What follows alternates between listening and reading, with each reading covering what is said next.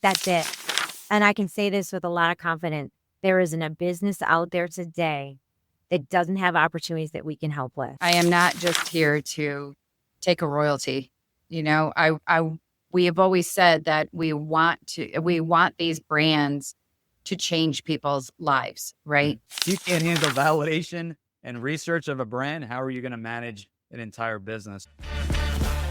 Welcome to the Franchise Freedom Podcast, where you can escape the corporate trap through franchise ownership. Here's your host, Giuseppe Grammatico, the Franchise Guide. Welcome to the Franchise Freedom Podcast. I'm your host, Giuseppe Grammatico, your franchise guide, the show where we help corporate executives experience time and financial freedom. Thanks for joining us today. We really appreciate it. And don't forget, feel free to visit our website, ggthefranchiseguide.com. Click on that, book a call. I'd love to chat with you, answer your questions in regards to business ownership, franchise ownership. If you're potentially a good fit, book a 20-minute call with me today. There's no cost, no commitment, and I would love to help you out in any way we can. Today, I'm joined by industry experts who have helped countless families build franchise empires that last. Whether you're planning to pass your business to the next generation or building your first franchise with legacy in mind, you'll get real-world stories and expert insights right here. Let's dive into what really takes to create a franchise that just doesn't just survive, but thrives for generations. Speaking of areas of improvement for small business, tell us a little bit about Era Group. Who is Era Group? What services do they offer? I guess we'll start there. So we are the largest cost intelligence consulting firm in the world that probably your guests have never heard of. And what we do, we specialize in reducing indirect costs and improving profitability, saving the people. Because a lot of companies go to the people first, and that's just backwards. We're focused on finding out efficiencies through pricing, process, and policy. And the beauty about our brand, too, is there's such an ecosystem because as people are coming out of corporate world, which they have just the most wisdom, the most experience, or they're being pushed out today, which is why we've come in contact, because you're able to share our brand with them. But we're able to really take that knowledge so that that business owner, those C-suite, can focus on their core business. Right. Well, we come alongside them, no pressure, no embarrassment, but to improve their business. And we happen to find a lot for them that allows them to bring in more people, maybe expand their business, increase their technology. So it allows them to be more strategic and make better decisions on the growth of their business from our partnership. I like that. And what did you call it in the beginning? Because we've been working together, and I think that was the first time I've heard this. Did you say cost intelligence? Cost intelligence. Yes. Wow. I like that. I really like. How come I haven't heard that before? Cost intelligence. That's so cool. Funny story. A year ago, we changed our branding from expense reduction analyst to Era Group. And for those who've been around a while, it's been a hard work expense reduction analyst, but we're not. As part of the rebrand, it was really looking at what is it that we do? And here's the beauty. We've been around for 32 years. We're in 64 countries, 1,000 consultants. Can you imagine the data points that we've collected over the years? So we took those data points. We took the benchmarking, the indexes. We've got AI, we've got machine learning, and we built this machine. That's where cost intelligence came from. Our CEO, it was at our conference last year, and he was sitting in the middle. At the end, everyone had gone off either to their room or to go socialize. And I needed to chat with them. And he was sitting there in the room, like jerkly. He says, I think we should be talking about cost intelligence because that's really what we do. And he went out and he owned that. We own that URL. And we've been slow to it, but it's really about what does that mean? Well, we built on value, not our time, which is typical consultancy work. Right. And that is the essence of what Era does.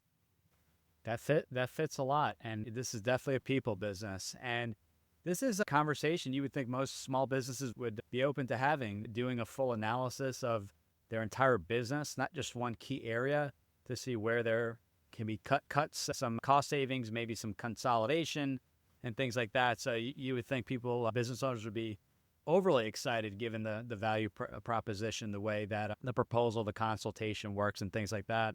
You know, one, I know the answer, but just for everyone listening in, a lot of people hear this and maybe it's the way I'm describing it, but they're like, you know what? I'm not an accountant. I don't run P&Ls and balance sheets. And I'll come back and say that this is not accounting. So talk to us a little bit about the areas that you're potentially able, the number of areas, maybe some ideas, some samples maybe of areas you can potentially save a small business on. No, I love that question because you're right. There's a lot of confusion around our brand and understanding. And many people think it's a financial model. Right. It's not. It's not. It's a consulting model, which a lot of people think because cost is in there. We're looking at indirect cost of a business, pricing, process, and policy. Okay. And so when you look at the joint venture model, because all of the people who do the work in our business are joint venturing together from their expertises. And I'm just going to give you the U.S. because that's where we are, and that's what I'm overseeing is North America's. We have over 75 different areas of expertise here at ERA. Wow. And if you want to get granular, which you can, I would say it is between 200 and 300. What do I mean by that? Solar. You look at utilities. It could be oil. It could be electricity. It could be solar. Okay. You look at healthcare. It could be senior. It could be operations. It could be equipment. It could be dental. And we have that breadth of expertise. And you might have someone out there who's coming from a marketing background and they're like, I cannot imagine getting another job. I'm just done. They could be a great candidate. You might have someone who has been in the SaaS area. They could be a great candidate as long as they enjoy talking with people. Who's not the best candidate for us is someone who likes spreadsheets more than people. You don't need to be an expert. It sounds like ERA will train you in all these areas. The joint venture, if I understood correctly, you're working with other franchisees across the country in order to help with those specific areas. And I don't know if you can share this, and if not, that's okay. But are you able to share, what does this cost? Is there even a cost for the analysis? Is there anything you can share? I can share anything you ask me today. Let's do it. Let's share it. We're sharing. No, that's the beauty. We have a promise to our potential client that we will give you an assessment because we know there's a couple exceptions and they're very well-known nonprofits that we've looked at, but that's it. And I can say this with a lot of confidence. There isn't a business out there today that doesn't have opportunities that we can help with. And we're typically focused on that 10 million to 250 million, all the way up into the billions. As we're looking at their business, we have all those data points that I was talking to you about. All we need is their general ledger and P&L. Now, of course, there's some categorization and sometimes there's some back and forth, but it's fairly easy. We can put that into our machine and we can bring that back and show them their business in a way that they cannot have all systems connecting. And so we can have some great dialogue with them. And so it's not even a hard sell for us. Then it becomes, these are the areas of the biggest opportunity. We could get started on them today. Going back to our expertises, and we just had a group validation call. We have a guy who does ingredients, food ingredients. Getting down, and we were talking about bread. And he was talking about an ingredient that the client was using was a pharmaceutical grade. They didn't know that. So they were always doing what they had always done. So he came in and said, this product is equivalent and it costs $2,000 less a barrel. And they were buying millions of barrels. That's, sometimes you don't even realize it's something, you're missing that, something as simple as that. And that's just one area. So that level of expertise is what we can bring to a client who thinks of an ingredient expert in cost intelligence. But that's the scope and the breadth that we can bring. You think of sea freight. When all those boats were sitting out in California, we saw it on the news in 2020. Our clients weren't dealing with that because our experts knew those things were coming before they were, and they knew how to move around them. So our clients, that Eric's client, did not have the disruption that much of the rest of the United States was dealing with. That's amazing. What does it look like for the client that is open to that? Sounds like a free analysis. And then can you share costs, or what does that look like? So we share in the savings. Gotcha. So if we save a business $1 million a year, we share 50% of that. And when I say we, I mean our franchise owners and their collective group. That's how it works. And so a good way to think about it is when we go in and work with a client, here's their level of expenses. You take all their line items and you group them. Here's their expenses. When we come in and we do our work, now their expenses are here. So we bill on that gap for the next 3 years. And we share in that savings with that client so they can take that 50% and push it into their business in a very strategic manner to either hire more people, invest in technology, grow their footprint, whatever is their, take some more profit, whatever is their goal. Love that. Yeah, that's huge. And what business isn't looking in an up or down market looking to save expenses and lower their costs? So I really like that. Add one more thing. Yeah, absolutely. Going back to your potential client, this is the beauty too, because as we bill on value to our client, our franchisees benefit from the value to their bank account. And how much time are they spending? Are they grinding out a 40-hour week for that? No, they're not. And we will monitor it, but there's very little time that gets invested into this on the long term. It's more heavy up front, but then we're staying there as a continual advisor monitoring. And so this isn't a 40-hour a week grinded out. Of course, I don't want to use that word passive investment because we want our owners to be in the business, but they're not sitting at a desk for 40 hours a week. They're not doing it. And because you're essentially doing all the work up front and creating, correct me if I'm wrong, these are annuities away. So you're saving if it's lowering, just to keep it simple, that ingredient, and it's $100,000 every single month. It may be $100,000 for however length of time that the agreement is based upon. So the work is done up front, and then you're essentially getting those. As long as they're getting the savings, you're getting. And half because of the joint venture. Yep. Because someone else that they partnered with is doing that work. Right. And then because they brought the client and they own the relationship and they put that team together, they're benefiting from watching their team members. And typically we're signing 5 projects with every client or more. So you got 5 people doing work that you as the franchise owner are benefiting from them doing that work. And it has really just taken this brand to a different level in the market. We, like I mentioned, we started out in May of 22 with 6 locations. And today we proudly are 125 locations across 39 states and over 400 territories. Wow. That is absolutely amazing. I didn't realize just 6 in just basically 3 years ago. So that's 3 years ago. I know. Just had my anniversary last weekend.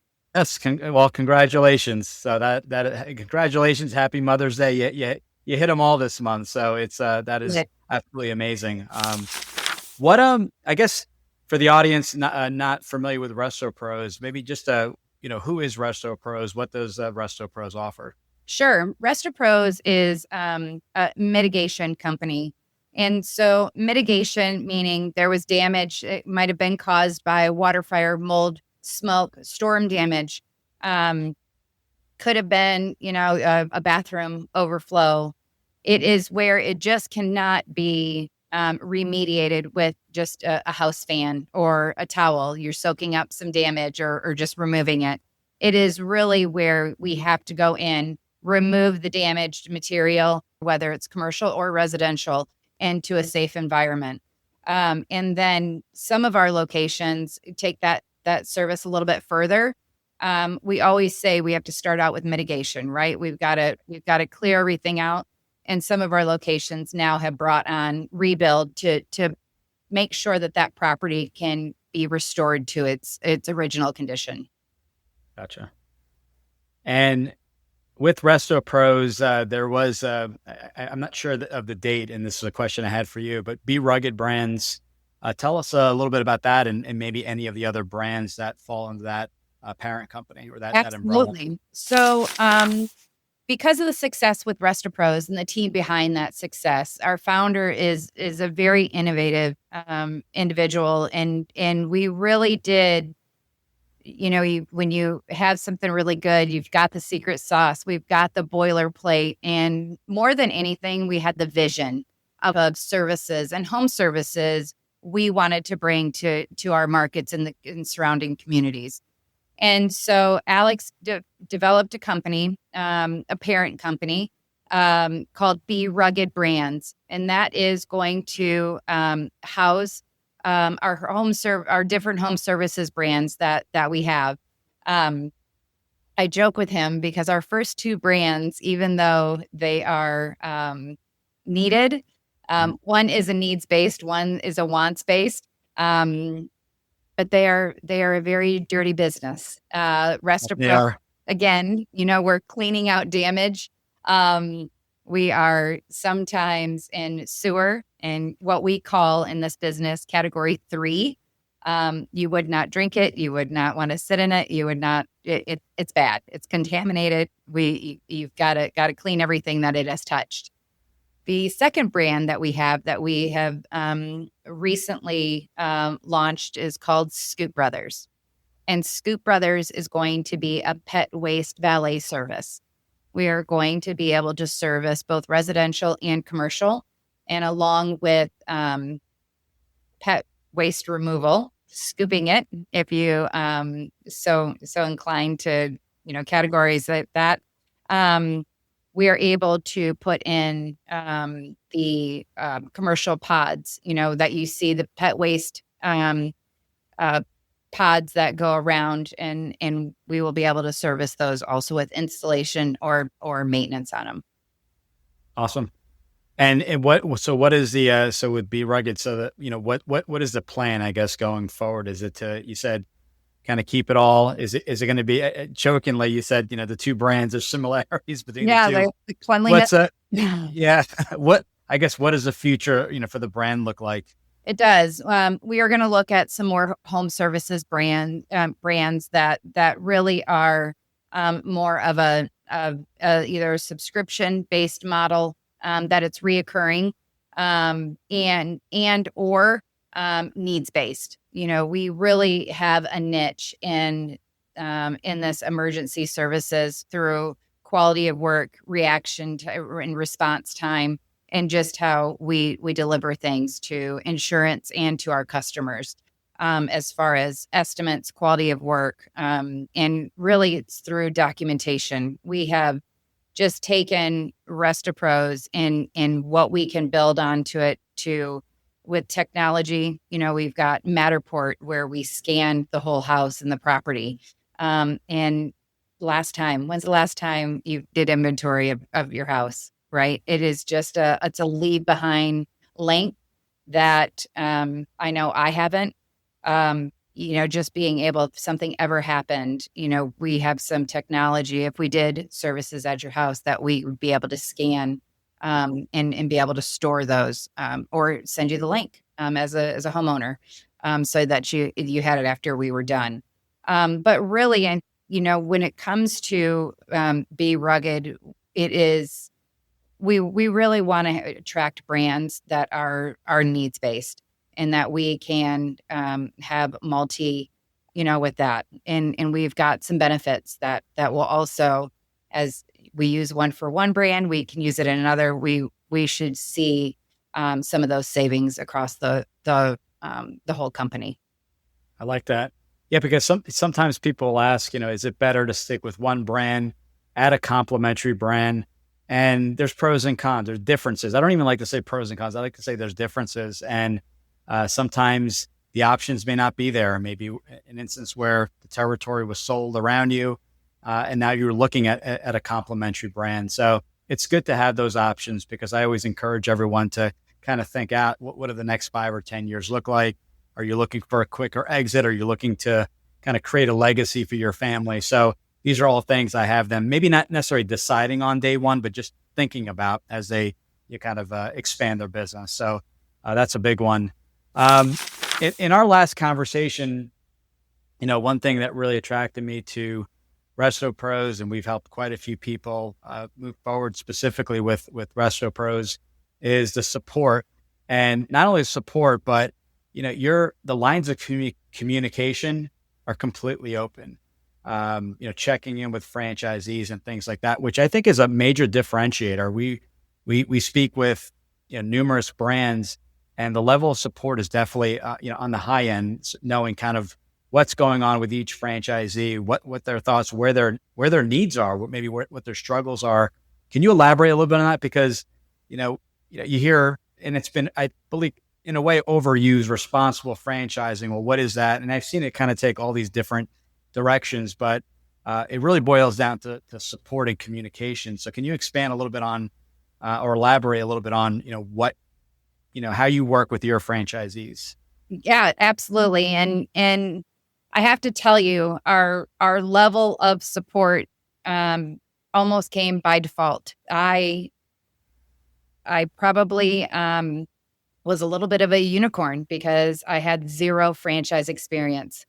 All I knew is that there was an owner, they invested money, and we needed to support them. Right. No one told me that, we could suggest some things. Nobody said, hey, I came from a business where we owned these properties. We owned these entities, and it was, over 100 locations across the U.S. And so if something didn't work out, you went to that location, you supported the team that was there, you put action plans in place. And, we just kind of said, hey, we're going to follow up with you, and we're going to right the ship, and we're going to keep moving. Well, in franchising, I said, well, we're going to go support them. We're going to put people in the market. We're going to put people in the field. We're going to have meaningful conversations with our owners, because they just didn't buy this franchise to let it sit on the shelf. Text message or phones are always open. Our doors are always open. But to become a better brand, we need to hear from our owners, right, wrong, or indifferent. And as long as you can accept that openness and not know that, you're the master of all the answers, I think your brand can continue to grow in a positive manner. And then it leads, really to some ownership on our owners, right? For example, something came up and I said, did you let anybody know? Well, no. Why not? Well, I didn't know if it would really affect anybody.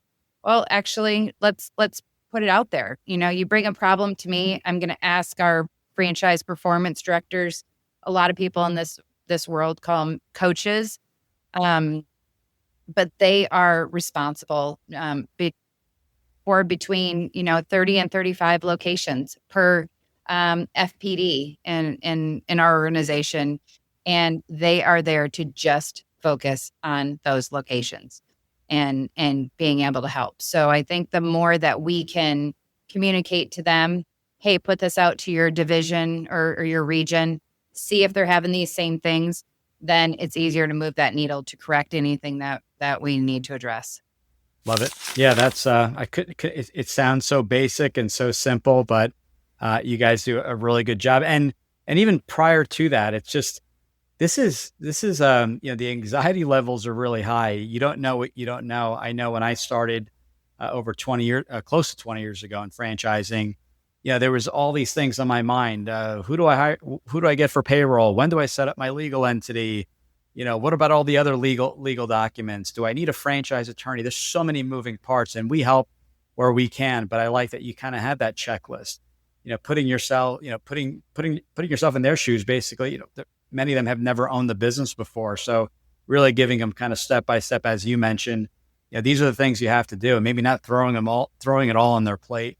Just saying maybe these are the first 5 things you need to do, and kind of break it down, because it does become overwhelming if you've never done it before. And some people may be still transitioning out of a job, or maybe they just left their job, but they're kind of prioritizing everything. When do I order the truck? When do I start hiring employees? So that roadmap, that guide, I think is crucial, and it definitely helps with the nerves and helping them make better decisions. In that we kind of have a plan, and these are the 5 items we have to tackle this week. So that's a big part, and those are some of the questions and that I get concerns like, where the heck do I even start? And I go, well, the franchisor will assist you in that process.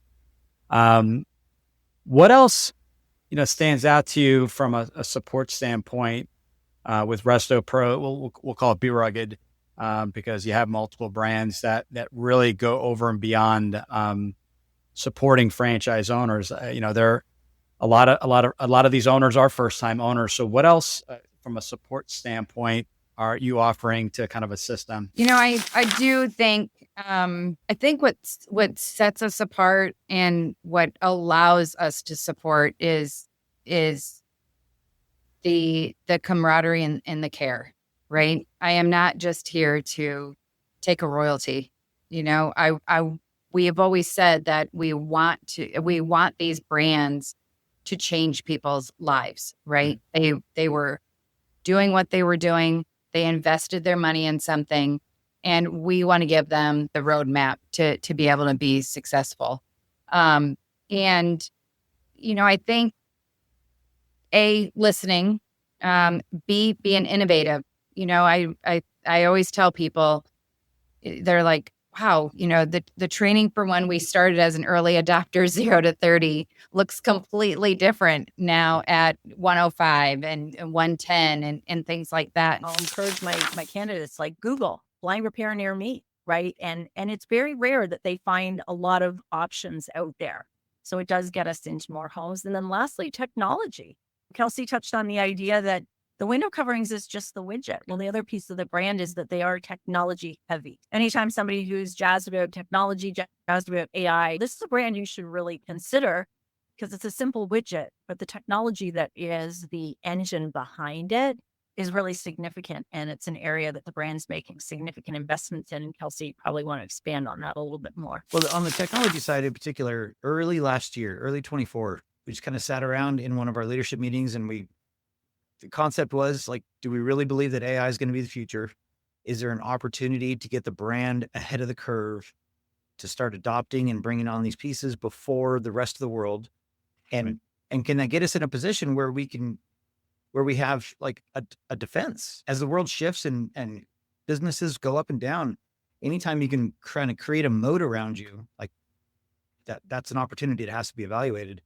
So we dove in, but in particular, we decided to build out our own AI system. So instead of renting, a lot of people are using AI right now, renting other people's business or renting their models or their information. That means their programs are getting smarter, not yours. So we partner with, we partnered with a company. We had our own AI built out of our own data. We're almost complete with a full tech stack that sits on top of that, so that AI is actually learning from virtually every twitch of the business. And that becomes the base on how the franchisees operate their business. It also becomes the base on how the clients interact with us from a marketing standpoint or in the house doing consults. And by continually growing our data set, I firmly believe it's going to put us in a position where we can react and improve upon data, and our really kind of comes down to marketing and efficiency in a way that even once everyone decides that this is the right path, we'll already have a head start. And so even when they start moving as fast as we do, they won't be able to catch up, because we're then running at the same speed. Right. We've just been doing it longer. I like that. The AI conversations have definitely hit home with people. We've noticed a lot more views on those conversations or those kind of segments or snippets. And to your point, owning it, I think people don't realize there's nothing free in this world. And when you're using free AI, I've tested some platforms as well, friends of friends. I'm basically almost like the guinea pig in a way. I'm putting my information in, they're gathering it. So although I'm not paying, I'm technically paying with my time and not building something for myself. So I do have somewhat of a free service, but I'm not building anything. And I think that's That just is AI taking over. I don't think it's taking over. I think we all have to step up and use it somewhat in our businesses. I know we've cut our marketing spend down by using AI with a couple agencies that we've used. I think it's a must to use, but I don't think AI is going to replace everything. So I like that. Can you talk a little bit? I mean, I know you said it's being launched. Can you talk specifically on any aspects of it, or is that? Yeah, nothing.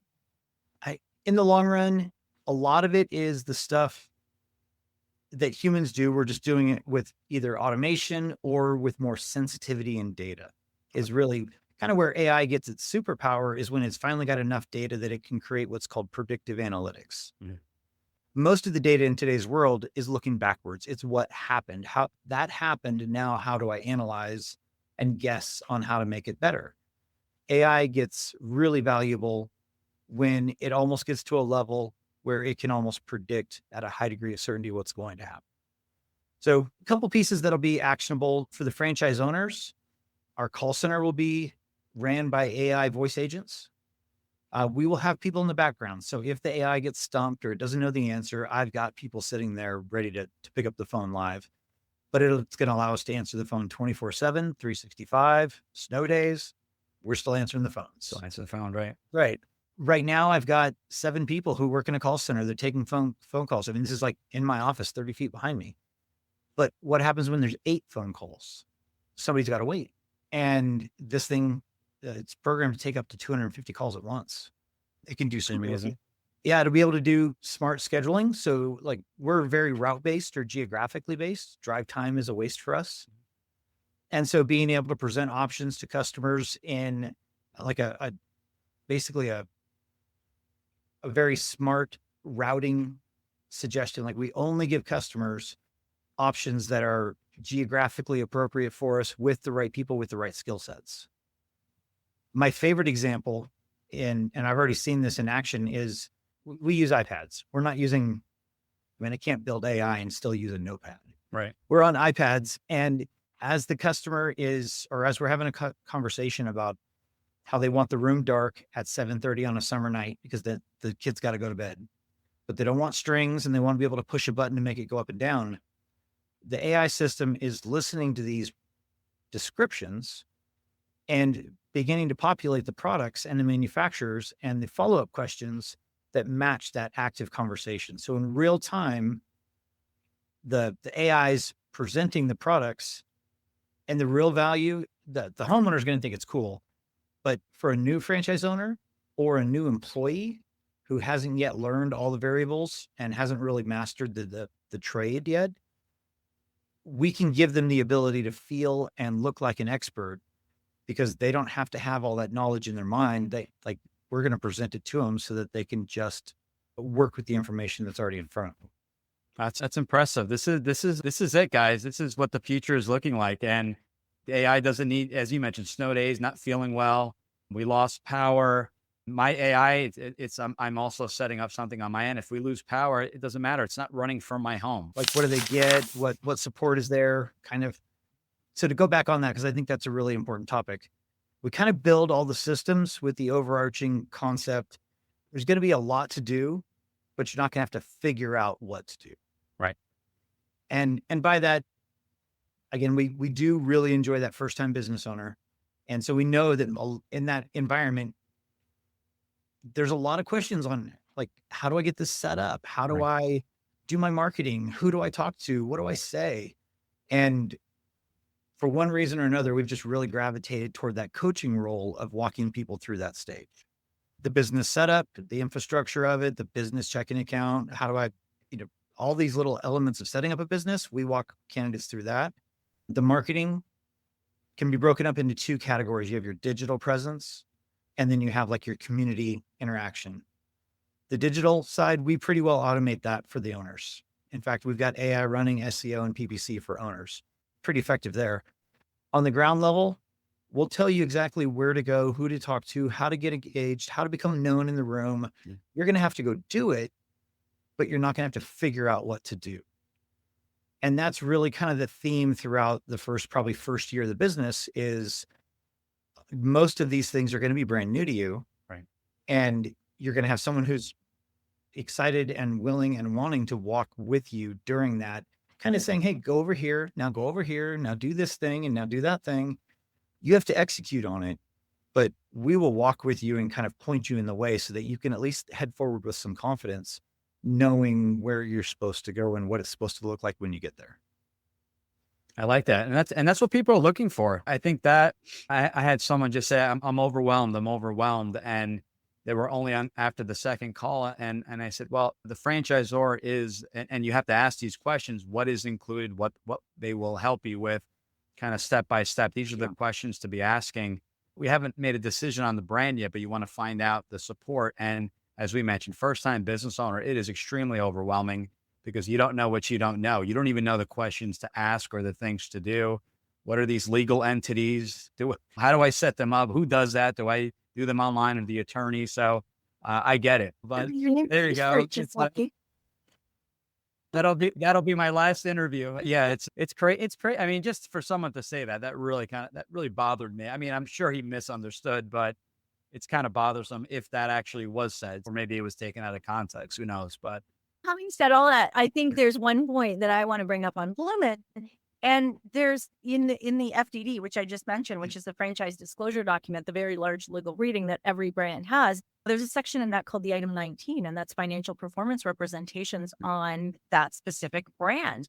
And when they're not all created equal, right? The amount of information a franchise system wants to put in there can be varying widely. And I think I'm really blessed to work on a brand that Kelsey and his family have decided to put a tremendous amount of information. There's 13 tables of information. There's 7 different P&Ls. We show you consolidated P&Ls for a single van owner versus a multi-van owner. So you can say, hey, why would I not want to scale my business down the road, right? We even show you a consolidated P&L for our owners for whom in that calendar year, that was their first full year of operation with us. So you can see what brand new owners are doing with us. Not executing for you. You need to follow the blueprint, the process. And I think some people don't. They just think they invest and the business kind of runs on itself. I haven't found that business yet, but I'll keep looking. But to my knowledge, it doesn't exist. But I think Kelsey brings up a good point when you're talking about some of our franchisees and some of our success stories. One of the important things that you should be doing when you're vetting any franchise opportunities, having an opportunity not only to speak to the leadership team, you've got to get to know people like Kelsey and his brothers. And we put them up every week on calls that our candidates can join in on. But we do the same thing with our franchisees. And Bloomin' is very fortunate to have a wide variety of franchisees on our validation calls, is what we call them, Giuseppe. And so each week we hold 1-hour Zoom calls, open format Q&A for them to just talk to a franchisee. Like, what are your pain points? What are the things that you've got challenges? Would you do this all over again? Where are you having success? What are your growth plans looking like? Are you meeting those? If not, how is anybody helping you with that, right? Bring those questions. But we put brand new owners. We've got 2 owners that just opened with us in 2024. So people can talk about, like, what does it look like the last few months for you? We've got legacy owners, some of our most successful owners that are in the system. The gentleman that Kelsey just mentioned validates with us and can talk about scaling his business. Mm-hmm. So we've got people that have come from all walks of life, and they've got all different stories. They've got different territory sizes. Some are in big major metros, some are in smaller. So there's really, you can see yourself in a little bit of different franchisees, but we highly encourage, like, you've got to talk to franchisees to understand from their perspective, is this something that you really want to dive into and do? And I often say, if you're not on those validation calls, or at least making some calls of your own, like, we don't really look at you as a serious candidate, because without validation, you can't really determine if the vision you have in your head or the stories that we've shared with you really make sense for you, and validate that this is the opportunity that you want to move forward with. It also gives us a chance to get to know the franchise candidates on a very different level as well. They get time to spend with the leadership team, and they, along with myself, can kind of pre-vet them before we have them out to Dallas to meet the team eventually. Right. You would think that's common sense. I know for me, it was complete common sense to speak with other franchisees, but it's not. You need to really, you need to remind. I've been shocked. I've had people come with that so hard. It's why wouldn't you? Yeah. Yeah, I tell my candidates quite frankly, look, if you're a couple of weeks in, you're not on any validation or leadership calls, I'm going to assume you're not interested in this brand, right? And I get it. Life happens. There's all kinds of things that will happen that prevent people from being on calls. But, the fact that you're working, or the fact that you've got kids in the evening, or the fact that none of those are enough. You're looking at being a business owner. You're going to have to juggle responsibilities. You're going to be investing in your time. If you can't do that now, This is the easy part. Running a business is going to be a lot. If you can't handle validation and research of a brand, how are you going to manage an entire business? So yeah, it's the 3 stages. I always say you talk with the franchisor, you learn about the brand, you talk to the franchisee's validation, and then stage 3 is you talk to the captain steering the ship. You talk to the franchisor directly, virtually, in person at a discovery, meet the team day, or some brands aren't even doing that. They're doing that within their due diligence calls, and just asking, where is the ship going? What are we adding revenue streams? What others talking about AI? This is something new that we're going to be adding on. There's an added cost. There isn't a cost. This is included here, or we're changing something else up. But you have to have that complete picture, in my opinion, to be comfortable with it and to make the best informed decision. All stages equally important. Yeah. At the end of the day, you as the consultant and myself as the franchise development person are not going to be part of the picture. The relationship lies with the franchise system, with the franchisor. If you haven't invested in them, if that's not where you're making your decision based on that interaction, that potential relationship, that's problematic. Absolutely. You and I are going to be gone. Yes. Yeah, right. Thanks for tuning in. If you want to learn how to make the transition from corporate to owning your franchise, join Giuseppe on the next episode. You can also follow on all social media platforms and achieve financial and time freedom today.